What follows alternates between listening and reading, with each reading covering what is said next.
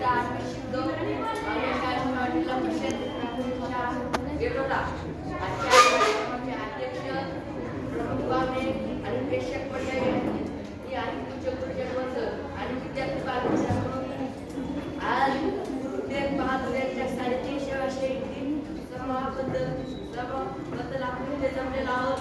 तर मी तुम्हाला गुरुतेग बहादूर यांच्याविषयी 2-3 शब्द सांगणार आहे, ते तुम्ही शांततेने ऐकावे.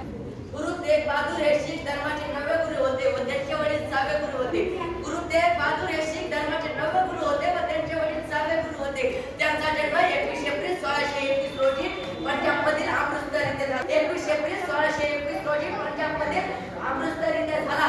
ते आपल्याला सांगतात की आपल्या सगळ्यांना माहित आहे की त्यांना शीख की चादर म्हटलं गेलं नाही, त्यांना खालासा दी चादर म्हटलं गेलं नाही, त्याला हिंदी दी चादर म्हटलं गेलं.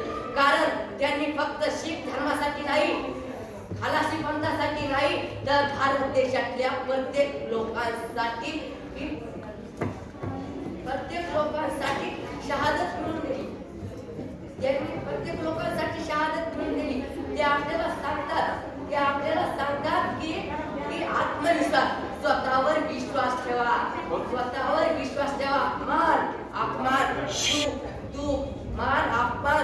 दुःख या स्थिर राहा आणि उद्देशपूर्ण जीवन जगा. ते आपल्याला 2 वाक्य सांगतात की हार जीत आपल्या विचारावर अवलंबून असते. मानाल तर हार आणि ठाम उभे राहाल तर जीत. आणि ते पुन्हा एकदा आपल्याला सांगतात कि गलतियां माफ भी की जाती है मगर उसको स्वीकारने की हिम्मत हमें होनी चाहिए. गलतियां माफ भी की जाती है मगर उनको स्वीकारने की हिम्मत हमें होनी चाहिए. शीख धर्माचे 9वे गुरु सांगतात, जर शीख धर्माचे 9वे गुरु तेग बहादूर नसते तर सनातन धर्माचा नामोनिशाणही आला नसता. गुरु तेग बहादूर जर नसते तर सनातन धर्माचा नामोनिशाणही नसता. ते आपल्याला सांगतात, बंधूंनो, खरे जीवन फक्त संपत्ती गोळा करणे नाही. खरं जीवन फक्त संपत्ती गोळा करणे नाही, खरी संपत्ती तर प्रेम, करुणा आणि इतरांबद्दल आदर. खरी संपत्ती तर प्रेम, करुणा आणि इतरांबद्दल आदर. तर आपण सर्व एकाच परमेश्वराचे लेकरं आहोत.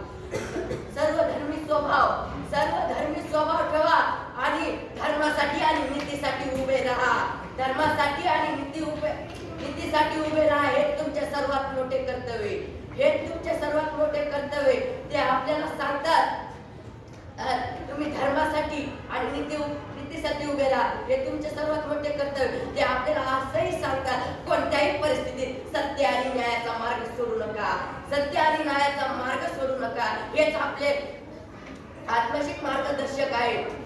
ते आपल्याला असंही सांगतात की धैर्य ठेवा, कारण धैर्य आणि समय हे आपले आत्मशीक मार्गदर्शक आहे. धैर्य ठेवा कारण धैर्य आणि समय हे आपले आत्मशीक मार्गदर्शक आहे.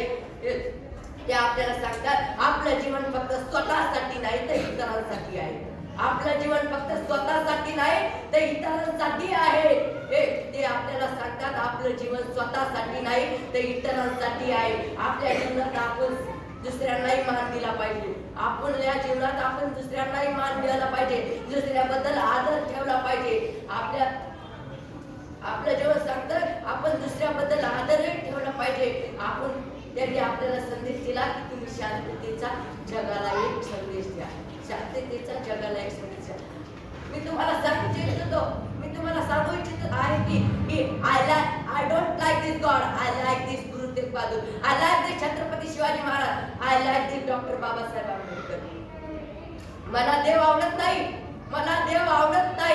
मला गुरु तेग बहादूर आवडतात, मला छत्रपती शिवाजी महाराज आवडतात, मला डॉक्टर बाबासाहेब आंबेडकर आवडतात. औरंगजेबाने जेव्हा दिल्लीचा राजा झाला, त्याने अख्ख्या भारतातल्या प्रत्येक मंदिराला कुलूप लावलं. तेव्हा कोणत्याच धर्मातल्या व्यक्तींनी चळवळ केली. त्यांनी अख्ख्या धर्माच्या मंदिराला कुलूप लावलं. तेव्हा कोणीच चळवळ केली नाही आणि एवढे मोठे मी माझे 2 शब्द संपवतो. जय हिंद.